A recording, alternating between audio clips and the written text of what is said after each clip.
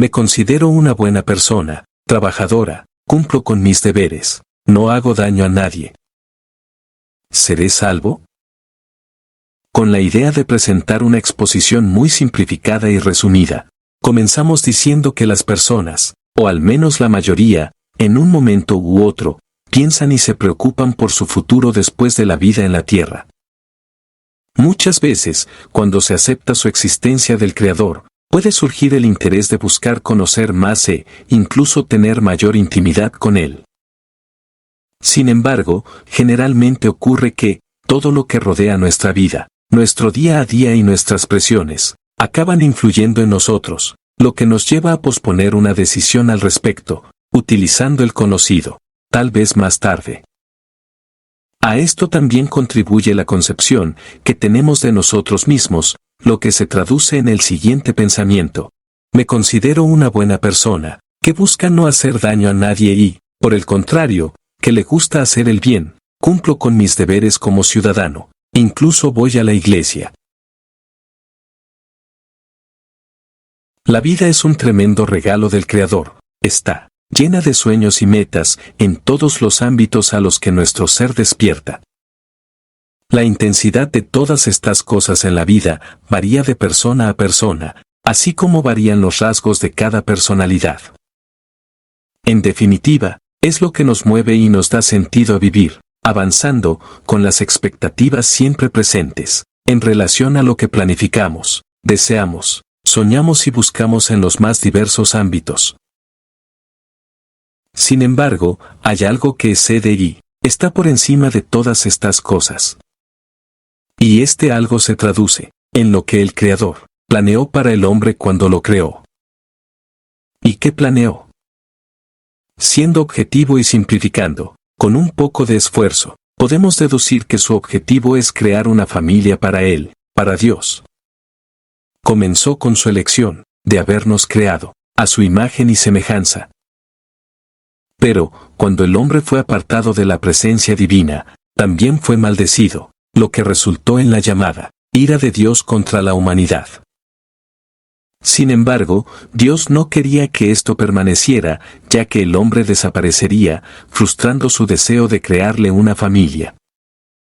Así, estableció una futura provisión, expresada como el misterio de la reconciliación.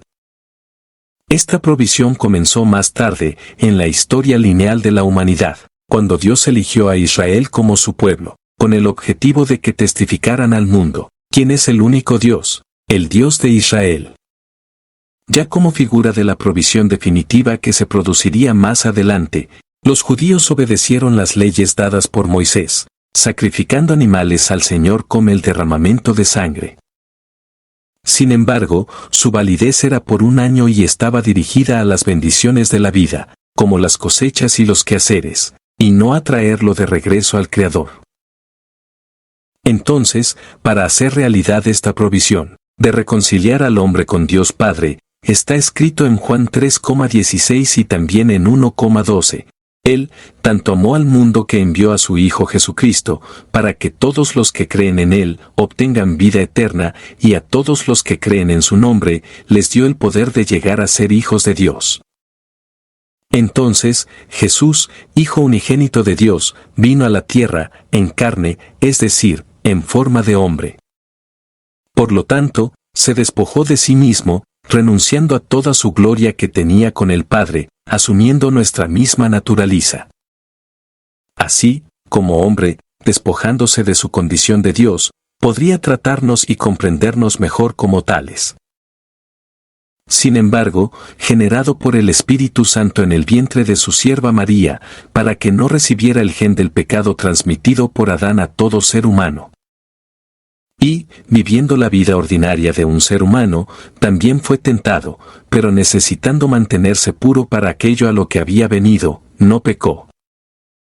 Él fue humilde y obedeció a Dios hasta la muerte, muerte de cruz. Mientras el diablo vino a matar, robar y destruir, Jesús vino a destruir estas malas obras. En aquel tiempo, ser crucificado, por la gravedad de los crímenes, convertía a la persona en maldita. Entonces, según este misterio de la reconciliación con Dios por medio de Jesús, los hombres habiendo recibido la maldición divina, podrían quitarse la maldición de sí mismo si un hombre puro tomara el lugar de la humanidad. Así, Jesús tomó sobre sí la maldición por nosotros, siendo salvajemente crucificado y muriendo en la cruz. También por el mismo misterio, el hombre contaminado por el pecado, solo podría liberarse de él, mediante el derramamiento de sangre, también de un hombre puro y sin pecado. Una vez más, en la misma crucifixión, Jesús tomó nuestro lugar y pagó nuestras deudas con su sangre derramada en la cruz, todo de una vez y definitivamente. Allá del amor mostrado al enviar a Jesús, Dios es justo, compasivo, misericordioso. Dios quiere que quienes eligen a Jesucristo como su Señor y Salvador, lo amen sobre todas las cosas, con todo el corazón, con toda el alma y con todo el entendimiento, y al prójimo como a sí mismos, un amor hacia un Padre incomparable. Y este don o gracia inigualable que Él nos concede es para que el hombre regrese a Él y no quede bajo el dominio del enemigo de nuestras almas, en esta vida y más allá. Jesús, cuando regresó a Oseu, recibió una vez más toda su gloria, siendo uno con el Padre y, será en esta condición, que volverá una vez más, ahora, para juzgar a los hombres. También, debemos entender que Dios está por encima tanto del bien como del mal. Se suele decir, Dios y el diablo, como si estuvieran en el mismo plano. No, Dios es el creador y, el diablo, es una criatura. Seamos conscientes de que, ahora, podemos sustituir la cita de Dios y el diablo, por algo con cierta lógica. Jesús el hombre y, el diablo, la lucha del mal contra el bien. El Creador, a pesar de todo el amor y todo el bien que quiere para el hombre, sin embargo, como dice su palabra, Él es fuego consumidor para todos los que niegan aquello que es de mayor importancia en la vida en la tierra. No en vano se ha hablado tanto sobre Jesús y su salvación. Muchos incluso se sienten incómodos con esta predicación a tiempo y fuera de tiempo. Lamentablemente, muchos solo se darán cuenta de la verdad cuando ya sea demasiado tarde. Pero después de todo esto, en la práctica, ¿cuál es el camino establecido por el Creador, para que el hombre regrese a vivir con Él en el cielo, como su Hijo? Inicialmente, comprendamos que Jesús no necesitaría haber venido y pasado por todo lo que pasó, si el cielo fuera para personas buenas, honestas y respetuosas de sus deberes, que tengan la costumbre de asistir a una iglesia y, que incluso, entre otras cosas, contribuyan y ayuden a los más desfavorecidos. Dios afirma que no hay un solo hombre que sea verdaderamente justo, digno de salvación. Para ser salvo y vivir en el cielo, las obras por sí solas no bastan. Veamos qué dice la palabra. Porque, por gracia sois salvos, mediante la fe, y esto no viene de vosotros, es un regalo de Dios. No proviene de obras, para que nadie se gloríe. El premio por buenas obras, proviene del principio bíblico que dice, lo que siembras es lo que cosechas. Y esta cosecha viene a través de las bendiciones que recibimos a lo largo de nuestra vida. A los que hacen el mal en la tierra, inicialmente juzgados y condenados por la justicia terrenal, Dios tampoco los considera inocentes. Sin embargo, si antes de terminar tu vida en la tierra, si han recibido a Jesús como su Señor y Salvador, reconociendo tu naturaleza pecaminosa y, con toda fe y sincero arrepentimiento, serán ciudadanos del cielo. Entendamos que, esta gracia, es la justicia de Dios, para cada uno de nosotros, que quiere convertirse en hijo del Creador y, vivir en el paraíso. Como ejemplo recordemos a uno de los ladrones crucificado con Jesús, imaginemos sus crímenes, pues en los últimos minutos de su vida, de todo corazón, reconoció sus pecados y aceptó a Jesús como su Salvador. En la tierra tenemos nuestros conceptos de justicia, pero para Dios, su mayor justicia está en Jesucristo. Debemos dejar que Él tome nuestro lugar, cuando estemos cara a cara con nuestro Señor. Cualquiera que no tenga esta fuente de justicia, ya está en línea para ser juzgado y condenado. A pesar de los diferentes pesos, como se deduce de la palabra, sin duda, nada se compara con ser familia de Dios.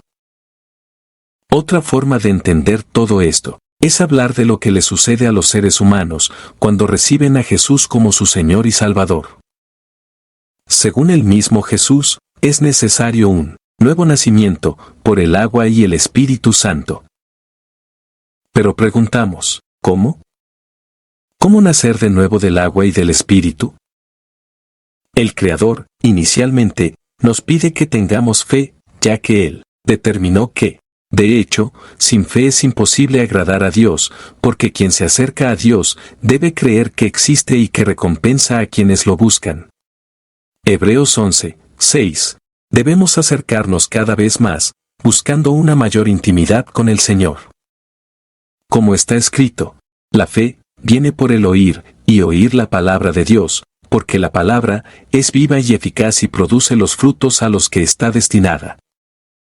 Lo que la mayoría de las personas no sabe, es que, a medida que avanza en la fe, la persona, en su progresiva transformación, experimenta la presencia del Espíritu Santo, confirmando que la persona pertenece a la gracia, a través de señales, que en muchos casos, son claramente sobrenaturales.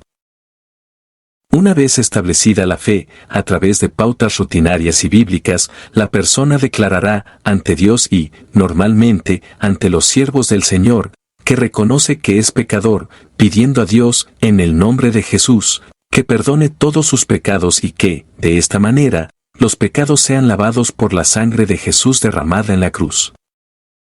Y, declarando que recibe a Jesús como su Señor y Salvador.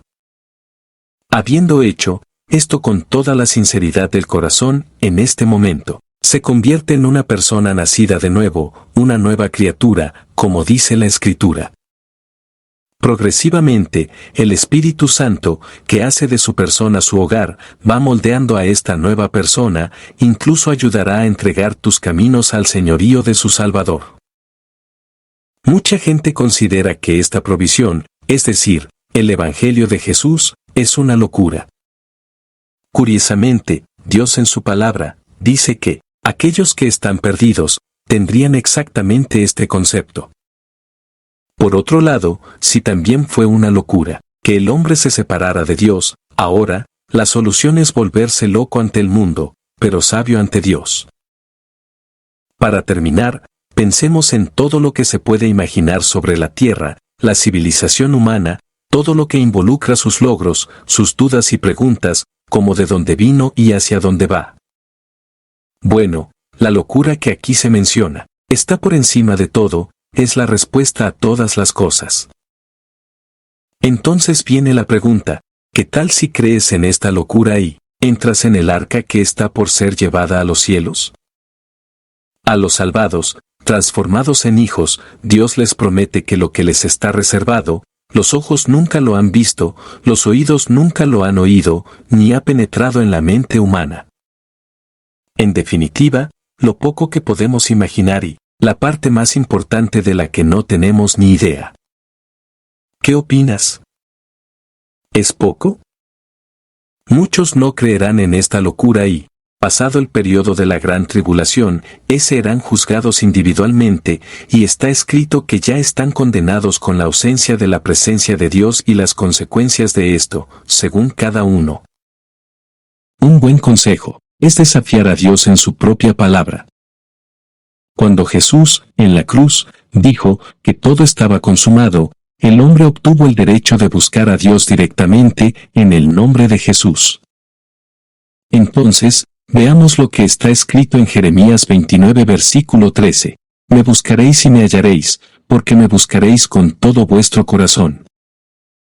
Esto significa que, si realmente estás interesado en la verdad bíblica, debes de todo corazón estar dispuesto a renunciar, si ese es el caso, a tus conceptos religiosos que te enseñaron, teniendo la convicción de que seguirás lo que Dios te revela, y de la manera que Él quiere revelarte, sin importar si esto afecta mucho alguna de tus prácticas. Entonces, a través de la palabra de Jeremías que citamos, el Creador te responderá. Que todos permanezcan en la gracia y paz de nuestro Señor y Salvador Jesucristo.